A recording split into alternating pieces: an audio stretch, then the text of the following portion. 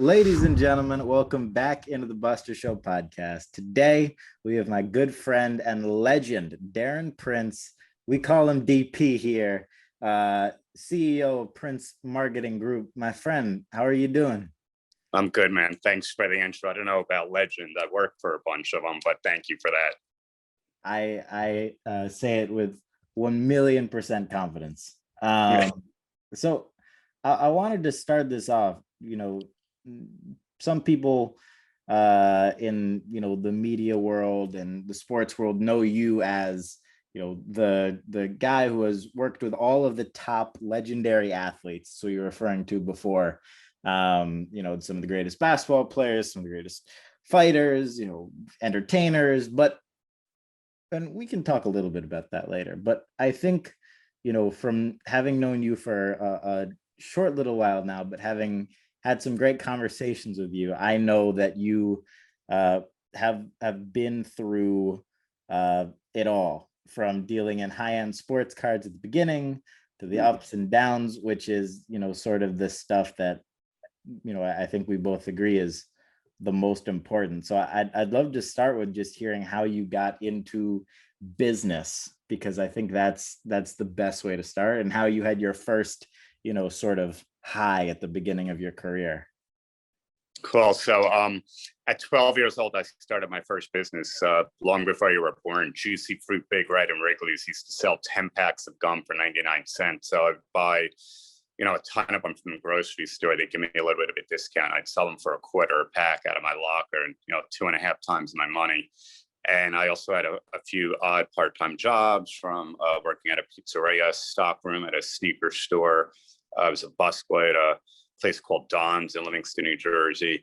And, I was pretty good with saving money. And as my friends started kind of being more interested in girls at 13, 14 years old, I started buying a lot of their baseball card collections that meant nothing to them anymore. It's kind of corny and outdated. And for what, I put together quite a big collection. And at 14, a intro to business teacher was still a dear friend of mine, challenged the entire class to go home and create a business that night. Now, in my mind, I actually had one. I just didn't have the execution. I had these incredible shoe boxes of baseball cards and meticulous condition. I have a little price gun. I put prices on the back of them. Something you never heard of, not Beckett. It was called CCP, Current Card Price Guide. It was a newspaper that would come once a week. And that was like the stock market of the card industry, long before Beckett came around. And so I went home that night. In my mind, I had something called Baseball Card City. And I sat down with my dad. I said, Dad, I need some insurance on my baseball cards. I got to start a business for my class. And it was interesting, as I was a terrible student. I was verbally teased all the time for having a learning disability, slow learner. But my dad took such interest in it. And he goes, all right, well, what do you need? I'll get some insurance. And I said, I need about 8 or 9. So he's like, all right, I'll get you about $1,000 worth of insurance in case we ever have a flood or something. And I said, Dad, not 8 or 900, 8 or 9,000. So now he looks at me like I'm nuts. He goes, how did you get 8 or 9,000 worth of cards? So I bring the cards down, I bring the price guy down, I start showing him. He goes, but where did you get all these? I'm like, my dad, everybody wants the Don Mattingly's, the Darryl Strawberries, the Tony Gwynns, the Wade Boggs, the Roger Clemens. I like the old stinky cards that they would get from like their grandfathers and their uncles, like the Mickey Mantles, the Joe DiMaggios, the Babe Ruth. So between trading and buying their collections, I focused on the older ones because they were worth more money. And so he goes, okay, well, how are you going to sell them? I said, funny you should ask. I run back upstairs, being this big newspaper I had from West Essex Tribune, which was the local paper. And there was these brothers, Rocco and Sal Salino, from, they were promoters in Livingston. For whatever it was, $20, you can get a table and display your cards on an 8-foot display. And so now he challenged me. He goes, you think you could sell them there? I go, yeah. I said, I think it'll be a lot of fun. So my friend Steve Simon, who coincidentally, I go back 41 years now, is one of the main agents at Prince Marketing Group for me. We split the table, $10 each. I spent every night after school making sure I had the most meticulous display. He spent maybe 3 hours. He went in for fun. I went in to crush it. And I made over $1,000 that Sunday afternoon. Let's go. He made about $100. And the buying, selling, trading just meant we felt it. Oh, hold on, bro. Here we go.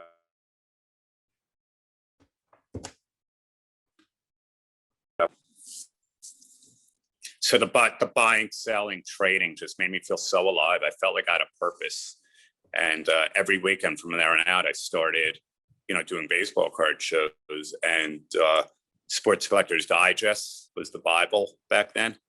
And I started, putting enough revenue together. I was running full page ads, 2 pages, a week, spending $1,000, $1,200 a week on advertising. And I became like a stockbroker for high-end baseball cards long before grading was around, to some pretty big wigs on Wall Street, doctors, lawyers. Keith Olbermann from ESPN was a client, and these guys would call me up on my phone. I was the first kid at 14 to have a cell phone, which was made by Bell Atlantic back then. It was a big metal aluminum battery pack with a handheld plastic phone on with a rubber antenna. It was literally probably $3 a minute because nobody had cell phones. And in between class, I'd be on the phone. Hey, I'm looking for a 1958 Topps Mickey Mantle. I'm looking for, a Hank Aaron rookie. I'd go to shows that weekend, pick up the cards. Remember, there was no texting photos back then, but I would pick the best grade that I can, tack on a profit. And for, bro, by the time I was 16, I was probably pulling in $250,000 a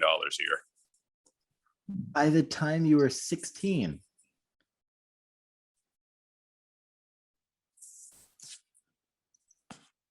Can you hear me? Yep, I can hear you. Can you hear me? I got a little bit of an audio issue. Hold on. Sorry. Give me a sec.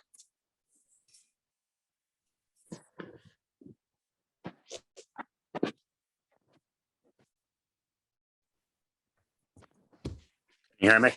Yes, sir. Yes, much better. Amazing. So I was saying you were making $250,000 by the time you were 16. 1986.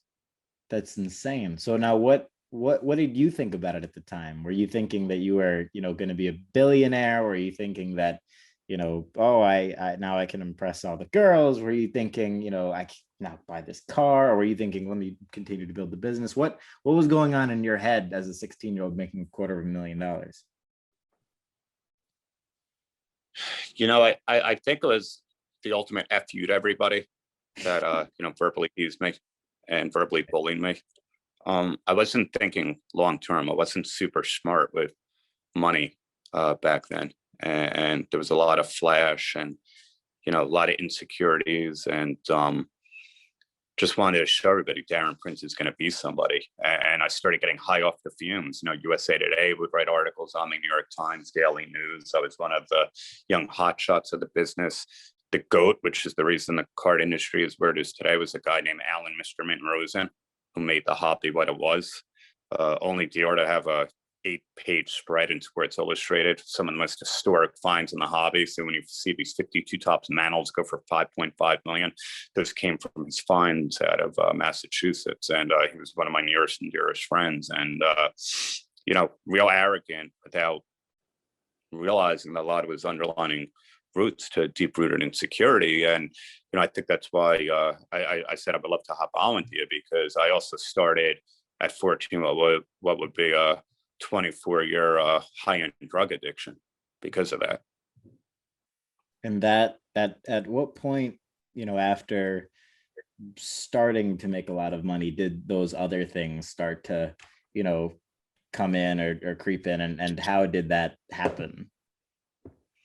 It started at 14. This summer, I started the business, and I was at sleepaway camp. I had horrible stomach pains one night. This nurse counselor took me to the infirmary. This nurse gave me this green liquid in a cough syrup cup. I had no idea what it was. And I come back to the bunk, and man, I'm flying across the softball field. Everything I needed to be in that moment. I'm the superstar. Look at me. I probably made, 50 grand that summer. Just, having my dad, calling back and forth about ship this card, ship that card. I got this one coming, and I flipped it. I made $2 grand. And I got back to the bunk, and I was the cool kid, the popular one, the funny one, the buff one, the good looking one. I was able to flirt with girls for the first time in my life. And, thinking nothing of it, the next day I did all my activities, went to lie in my bunk bed that night. And that second night I had no stomach pains, but I learned to lie and cheat and con, and I healed over, and the counselor took the bait and thought I was in pain again. And I did this for 3 straight weeks, bro, every single night. And, they had no idea until my mom and dad came up for visitation day. I was taking liquid Demerol. And, a few months later, I went to a dentist disappointment from my wisdom teeth removed, and this thing happened with Vicodin. So I got that same feeling. So now you take brokenness, insecurities, feeling of less than, not fitting in with the world, with a young teenage kid making that type of coin. It's a recipe for disaster, but nobody was going to tell me otherwise because I needed it. And that's what made me a superstar at these shows and this wheeling dealing machine. And I didn't know how to do it without it, you know? Right. And I imagine too, I've even seen this, with myself and fellow influencers too. When you have, you start to make money, it gives you this independency, which, and this freedom, which nobody can really say anything to, because it's like, oh, well, if you disagree with me, I'll just go to Miami. I'll just go to LA. And it's like, that's the problem. Just go anywhere and be alone when you're at, even 17 and up and doing your own thing. That's sort of like the dangerous part of it too, whereas nobody can say anything legally. I bought the best fake IDs. I'd go down to Atlantic City by myself on the weekend or bring a bunch of friends that were so-called friends. I'd take care of everybody's tab, blow thousands of dollars in the casino, whatever it was, and sneak into strip clubs and do all those guilty pleasures. And I just thought I was living the high life, man, and my freshman year in college, I had a 0.86 GPA. So it's an academic probation, but I got to play college baseball as a walk-on, which was a thrill. And the business exploded. I mean, I was probably clearing over $500,000 that year. A lot of it came from the Billy Ripken era card that I stumbled into the fuckface card by accident. And I bought 100 team sets at the historic 1989 500 home run club show that Pete Rose promoted with my boy Mike Bertolini at the Tropicana in Atlantic City. Only because my sister was going to University of Maryland, I wanted to buy the sets for $5, flip them for 15, and make myself a quick grand so I could buy drugs for me and all my friends. And having no idea there was an error card in it, that 3 days later, when USA Today did a story on it on the front page of Sports, and I got interviewed for the article as one of these young hotshots in the card business, those cards shot up to about 100-fold. They were even more. I mean, 500 to 1,000 to 1,500 a piece, and I think I made 200 grand in a matter of 2 weeks. And I was just off to the races. College meant nothing to me, and I got out. My dad gave me this idea. I think it's time to change the name, and you need a moniker. And I think Prince of Cards is the name you should go with. And I was like, bam, that was it. My ego needed that. I'm the fucking Prince of Cards, man. Nobody's going to fuck with me. I'm on top of the world. And, again, all those underlying root issues. Anybody with an ego is somebody with an inferior, as they say, it's an egomaniac with an inferiority complex. And, but I just didn't know any better. And, for the next, year and a half, I partied like a rock star. I eventually sold the baseball card business because seeing athletes at shows signing autographs was even cooler and sexier to me. And that's where I could get the girls hanging around all these cool people. So I jumped right into the memorabilia business. And through my good friend Harlan Warner, who was a mentor, he represented Muhammad Ali. And that's the first guy I started doing signings with, more than anybody in the world. And started booking a lot of different, iconic names. Smoking Joe Frazier, Magic Johnson, so many incredible names. And by the mid 90s, that business blew up, but I got myself in a lot of trouble in an FBI case with the FBI, not knowing I was selling some fraudulent autographs. And here I was on top of the world. And by the time I was 25, I was $1 million in debt, and scratching my head how the hell this happened. And, it was one of those moments that I remember Magic Johnson telling me, you're going to make lemonade out of lemons. And I'm going to be with you this whole ride because I know you're a good dude and you made a mistake in the public eye. And I know all about making a mistake in the public eye because he was 2 years removed from the HIV announcement on November 7th of 1991. And, that was interesting because, I went from being this rock star to being all over the newspapers. There was no internet back then, and a lot of haters against me. And, my dad was always such an inspiration and mentor and challenged me and said, what's my next move? And I said, you know what, Dad, I don't want to book autograph signings anymore. I think I got it in me to be an agent, but I just don't have 8 years to go to law school. And we were fishing in Alaska at the time on this epic fly fishing trip. I took him on with my last 3 grand to my name. I was broker than broke. He didn't even want to go. Old school Jewish guy, didn't want me blowing that type of money, but it was historic. And we're out on the stream, and he goes, lawyer, law school, what are you talking about? He goes, don't you know life is about who you know, not what you know? You realize you can go to Muhammad Ali's, estate right now, his ranch in Berrien Springs, or go see Marichick in Beverly Hills, or go to Chevy Chase's house in New Bedford, or Pamela Anderson in Malibu. And, these relationships, Darren, are priceless. There's not a lawyer in the world that wouldn't want what you have. And why don't you talk to Magic about being your first client? And 2 weeks later, I was with him in Detroit for an appearance we had at Gibraltar, the flea market that I don't think's around anymore. And it was just one of those fate moments, man. I was probably 25 years old and broken financially. And, my self-esteem was shot. How did this happen? And I go to his hotel suite to make sure he's getting ready for the appearance. And he was by himself, inviting me in. He goes, boy, how you doing? How'd everything work out? He goes, I heard that, you got probation, thank God. And you got wrapped up into something I know that you didn't know, was what it was. You trusted somebody. And I said, yeah, man. I said, I'm doing okay. I said, I got an idea. I want to start an agency.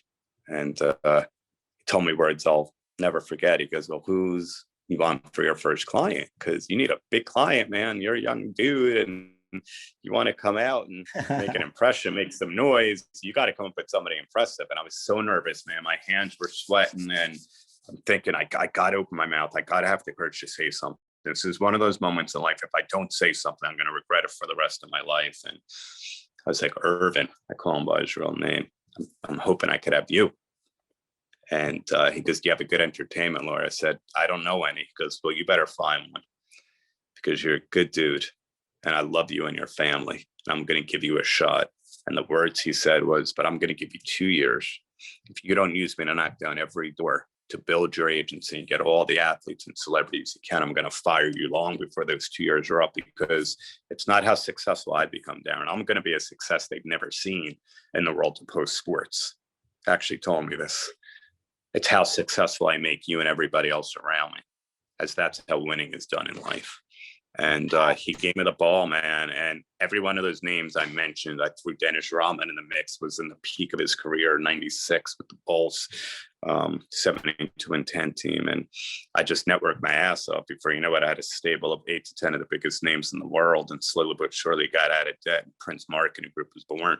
And same time, though, now I got money, now I got clout, now I got the hottest woman in the world, all the things I needed for that exterior shell, that coat of armor for people to not see the real me on the inside. And we blew up. And I love speaking to high school kids, because I tell them, at one point what was once living to use turned out to using to live. And I don't know when it was, but I got rid of the illegal drugs, became a high-end opiate addict. Oxycontin, Vicodin, and some Percocets were my best friends, and it was what I needed to and this was function. after, and I'm in and out of. This was after you starting got successful for the second time. Yep. And I came back and, built a multi-million-dollar company for the second time. And, but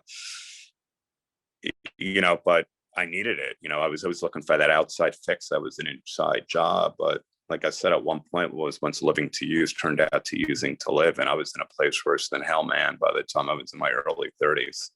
And had no idea how to get out, had all the success, all the money, every guy's dream job, dream career, biggest stars in the world, the private jets, the Super Bowls, the MTV, VMAs, backstage passes, you name it, whatever it was. But, got to a point where I was home alone at night after whatever those events were, wherever those red carpet events were, whatever that event was, or appearance or commercial.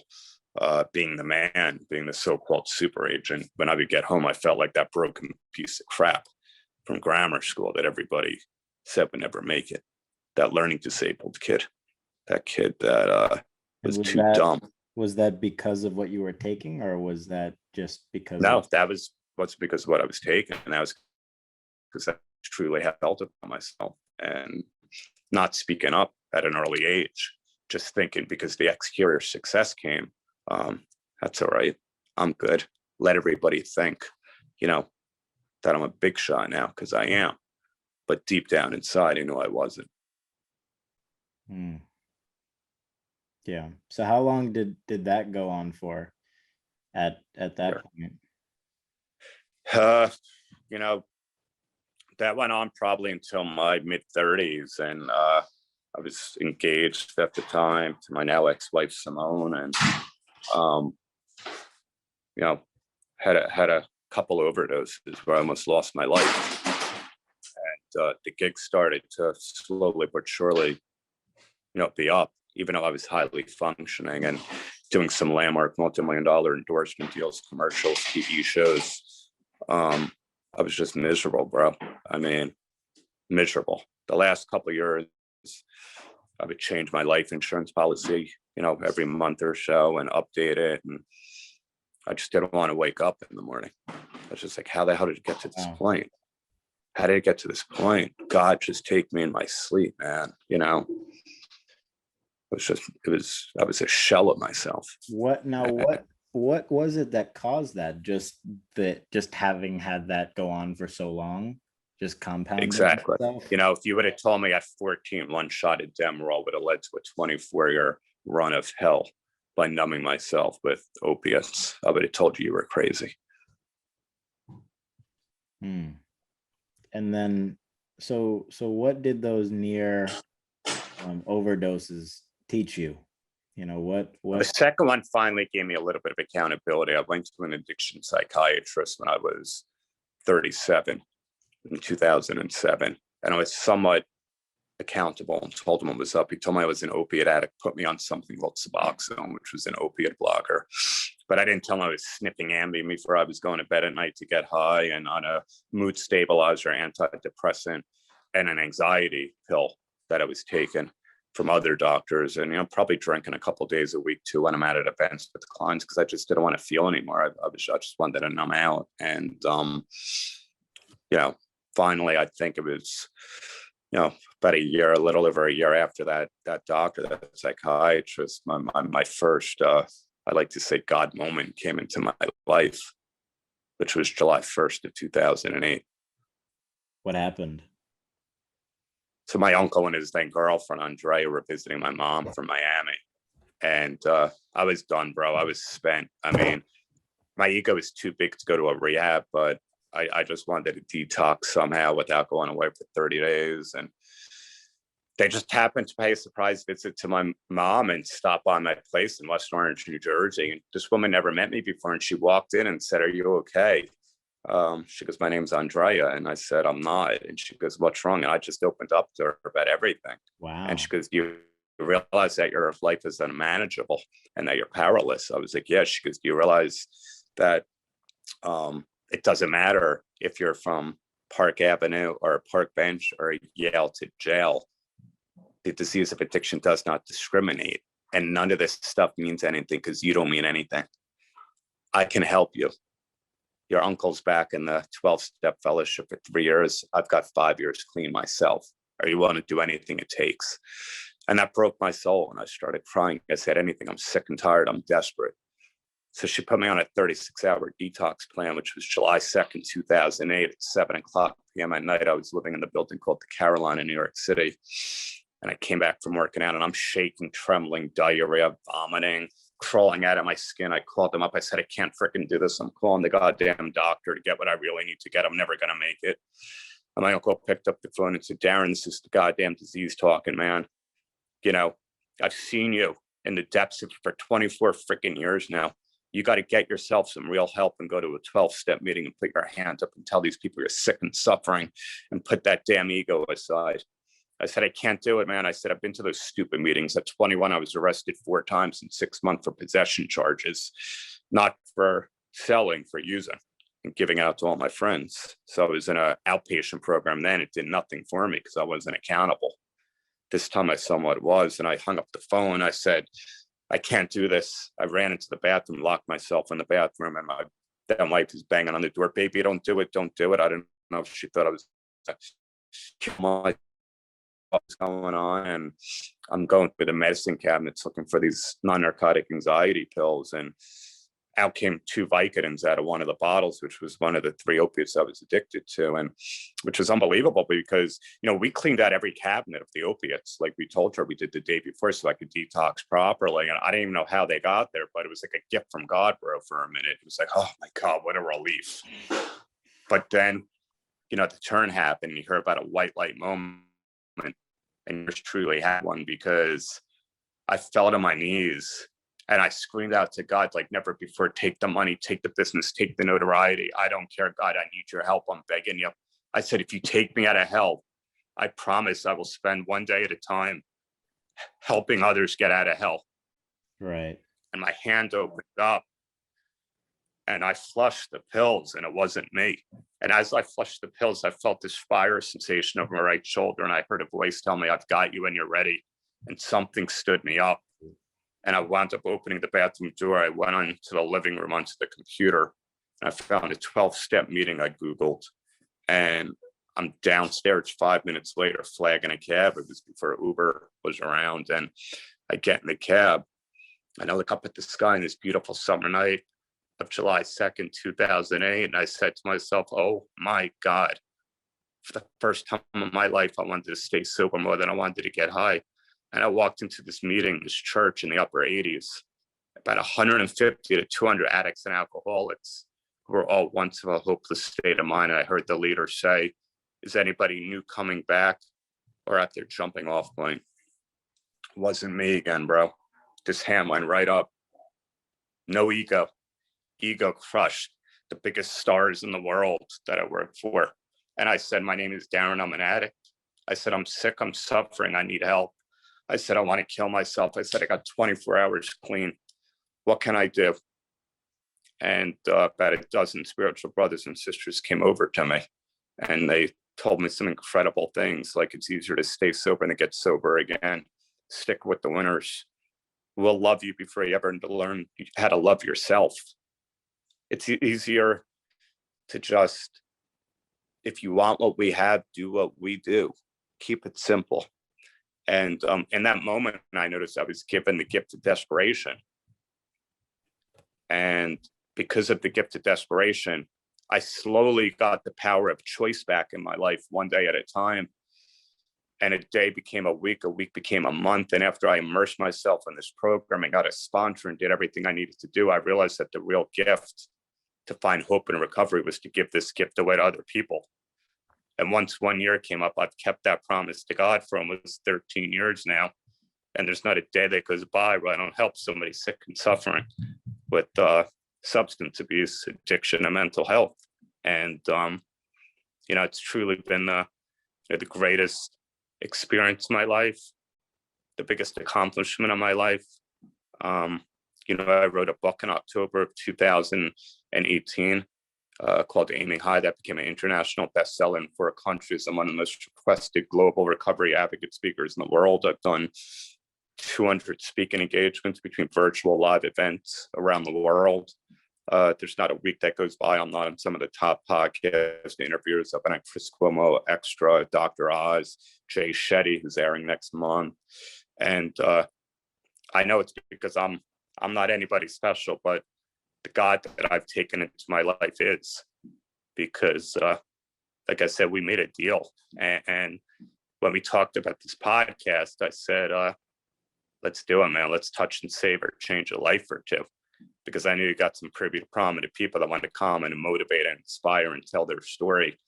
To me, I don't care about the super agent life. These relationships are incredible. I was with Jerry West for 8 hours today. Everybody who I hang with, they're all family. Charlie Sheen, Chevy Chase, Ric Flair, Hulk Hogan, Carmen Electra, Denise Richards, Dennis Rodman, they're all near and dear to me. Roy Jones Jr., Oscar De La Hoya, and I were together a few days ago, but that's not what defines me. That's what I do. Who I am is a degenerate drug addict looking to do the next right thing one day at a time, stay sober, and help people that need it right now during this pandemic. And know that just like me, you could take your bottom and turn it into a brand new beginning. Because on July 2nd, 2008, what I thought was the worst day of my life turned out to be my very best. And, for this whole experience, I found my soul on this journey. I found my purpose in life. And I've been through hell and back in recovery. I've lost Muhammad Ali, Joe Frazier, Evel Knievel. Nothing worse, like losing my dad on February 15th of 2017, suddenly to an aortic aneurysm. And it was in perfect health. But the beautiful thing about recovery is your perspective and perception changes when you become spiritual and you work these steps. And I always say the 12 steps are steps for a living. Every single human being should look them up online, because drugs and alcohol are only mentioned in the first step under powerlessness. The rest of them, everybody can benefit by. And if you're struggling with cigarettes or overeating or sex or over shopping or whatever it might be, that's unmanageable, just substitute that word to better yourself. What is it called? I'm going to link it down below. So the 12 steps of recovery.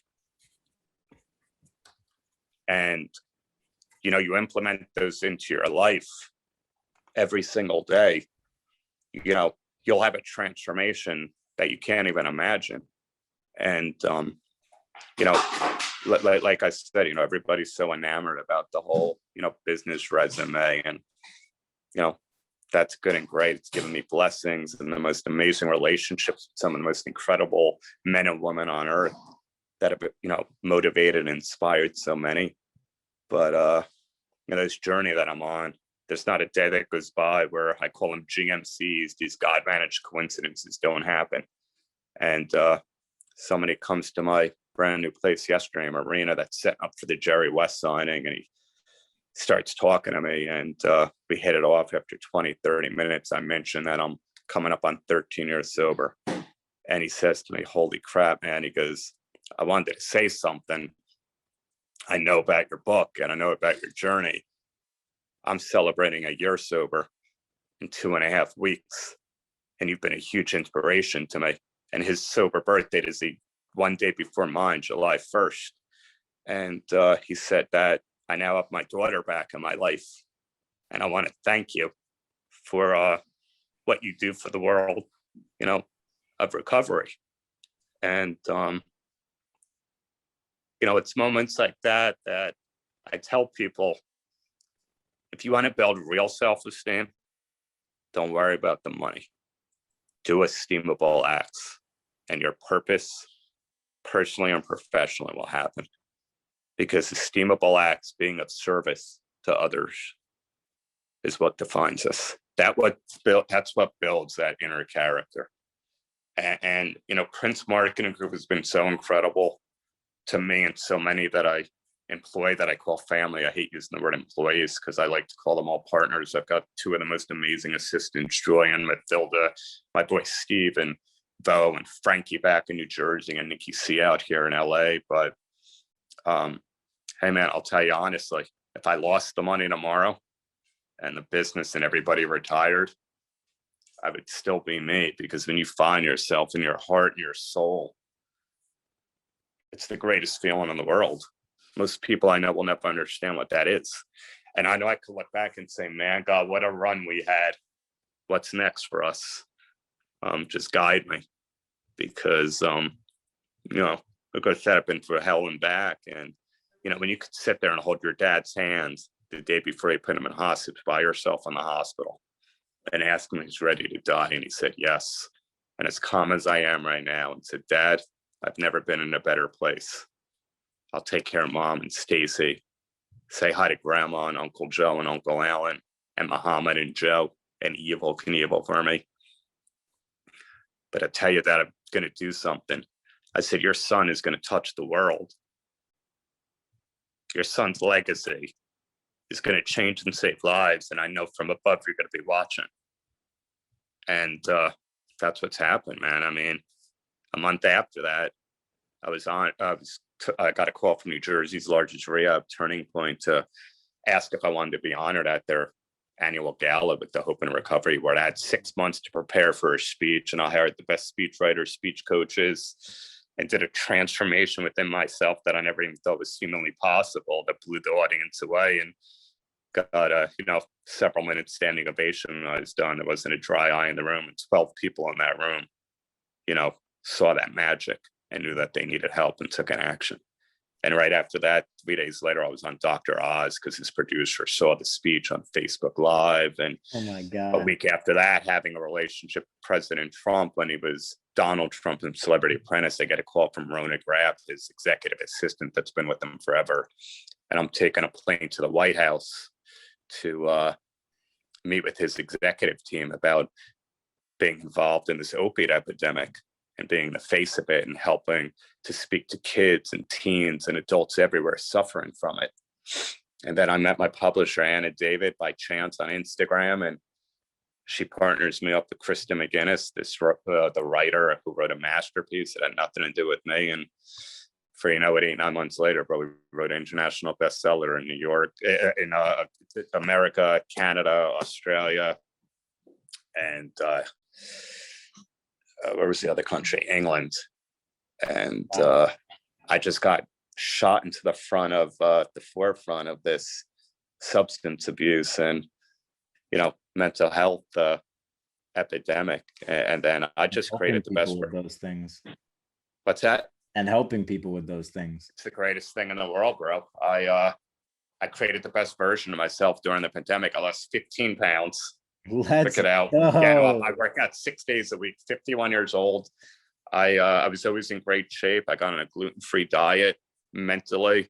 My team, everybody sees it. My girl, everybody that's around me. I'm an emotional rock because I put in the work. I put in the work every freaking day to better myself. I know I got character flaws. I know I'm not perfect. I'm accountable.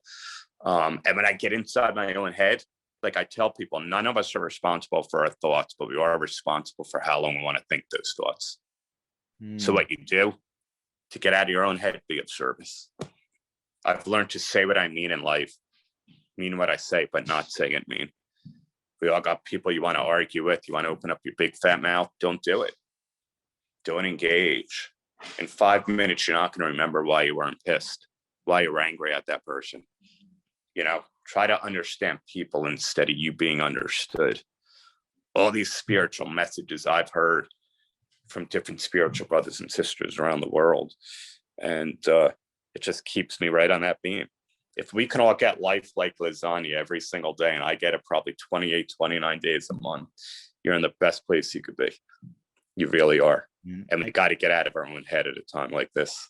Totally. I think one of the biggest points too that, I feel like you've echoed a few times in this is just that, although everybody you see, especially places like social media, I think push this sort of narrative because of, the nature of posting a photo and taking little slices of your day that are often not even real and positioning that as though you're doing fantastic. And, even behind the scenes, positioning yourself to even your closest friends that you're doing great. Everybody, I don't care who it is going through something. Everybody. Nobody's off the table. There's not a single person on the planet that isn't going through something. Varying degrees to extreme and not, or they went through something. And, I know, and something that I believe in is, people who have been able to get out of things like that are truly the most inspiring and impressive people. And, hard and ready to accomplish great things because, the only thing that can teach that sort of depth or give a person that sort of depth is going through intense and crazy things, because there's no way that you can't learn about that. You can't read about those things in books. You have to, especially people who hit, that rock bottom and then come back. That rock bottom, man. And, and I had no idea when Aiming High was about to come out, and Mark Cuban's my boy, Jeannie Buss, all the clients, Magic wrote the forward. They all gave testimonials that, it's unbelievable that like I could have done a landmark marketing deal in sports and entertainment, and it would have been like, great, congratulations. But it wasn't just the testimonials. Every single one of them, Hulk, Rodman, Scottie Pippen, the people that were sending out tweets about Aiming High and the support and it just made me realize that, if you can live and speak your truth and be authentic and be real in a world where so many people are posers and fake and hiding whatever their issues are and their pain is. Like, I know no other way to be, you know. Like I said, I did a big podcast a couple of months ago. My boy Omar the Rockstar, and I said it on Jay Shetty, which is I think airing next month. That my legacy is long gone and over, bro. They could put right on my tombstone gravesite. I don't want anything about Prince Marketing Group. I want a man that was beaten to his knee by drug addiction, that slowly rose to his feet and sprinkled hope and recovery across the world to help people recover. Man. That's what matters the most. That's it. Absolutely. No, you've definitely done that here too. And I appreciate you for that. I think all of these messages are so important, in terms of being able to help anybody who's going through something, which is everybody. And I think, the 12 steps of recovery that you were talking about, that can be applicable to literally everything. You just replace the words with what you're going through. Like, let's say you have a really bad, eating habit, for example. You just replace the words. And if you want to lighten up the intensity of the conversation, I developed a very new healthy addiction about 10 months ago. What's that? Because of my boy Jason Coons, Odia Sports. Oh, sports cards.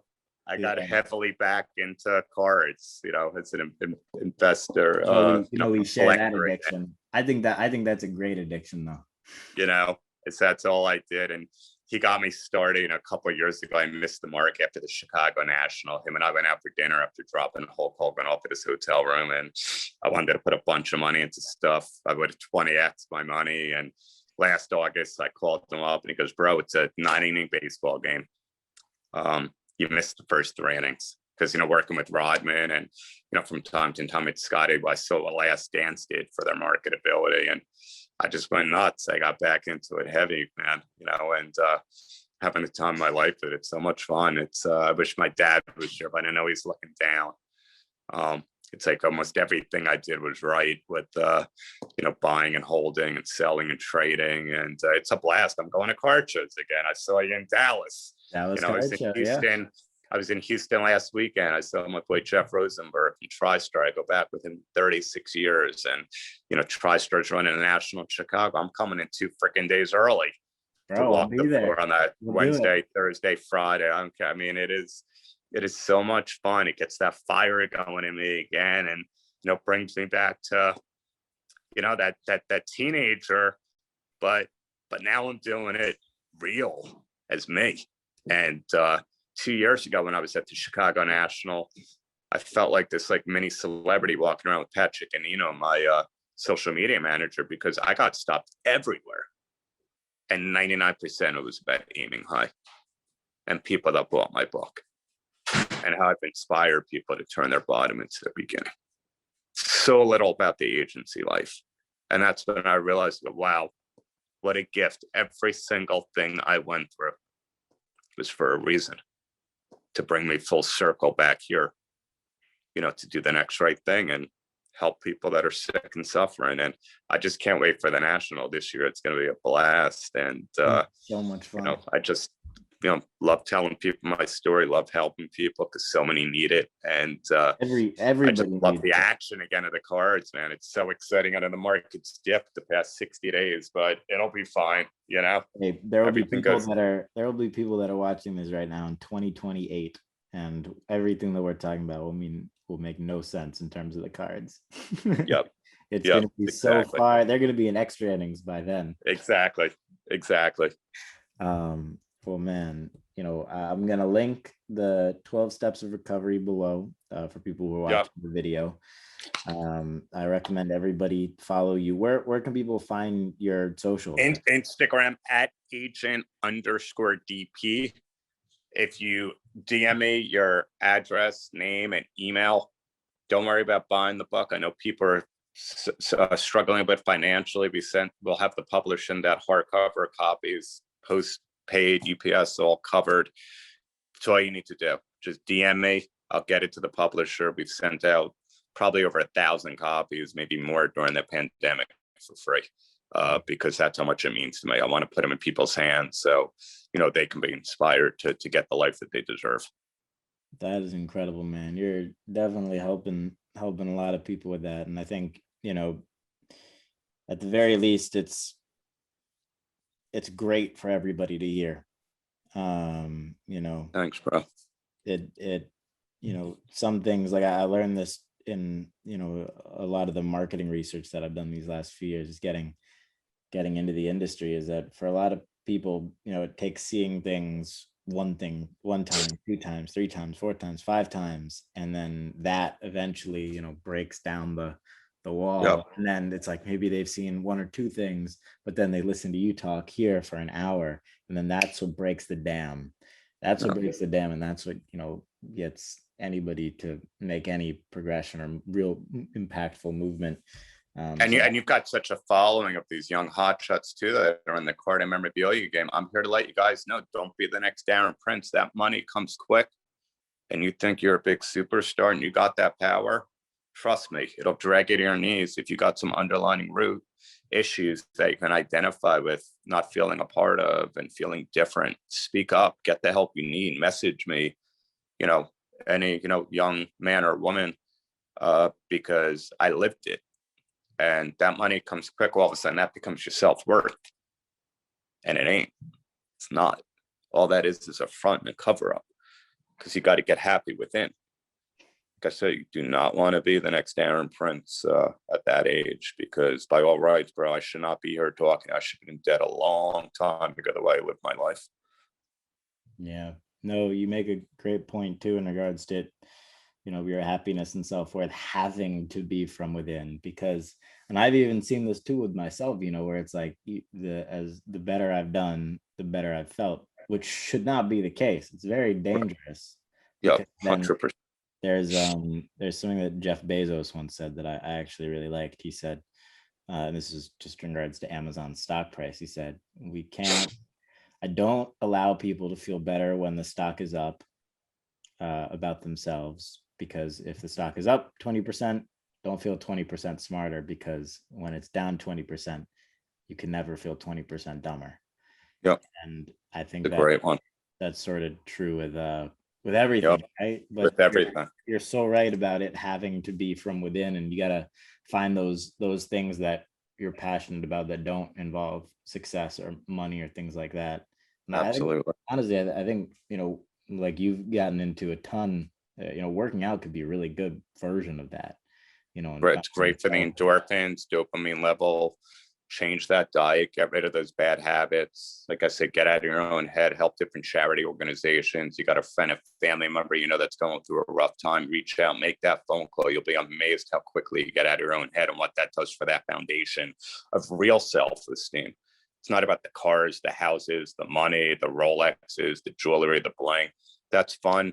You work your ass off to, enjoy those things, but that's not ultimately going to make you happy. Money only gives temporary happiness. Super temporary. Yeah, man. It's all about the quality of the relationships, and like you said, service to others and service to yourself too. And not being so tied to all these things. I think that's the most important message, especially in today's day and age, where there are so many more people who were in your position when you were super young now, and I bet there were back then, and it's a lot more public. Exactly. Their Instagram stories every hour. Imagine if that was the case back then. Oh, forget it. Yeah, forget it. Yeah, I think also, people being super conscious of how they're spending their time online too, and making exactly it's not bringing them down. I literally on my feeds on every platform, the second I see anything negative about anything, they're gone. They're muted. Or they're whatever. They're unfollowed. And that's normal. You could get 1,000 great comments. You see that first one or two, those are the ones you remember, those negative ones. Human nature. That too. And you got to just be super disciplined and careful, and you got to protect yourself too. Exactly.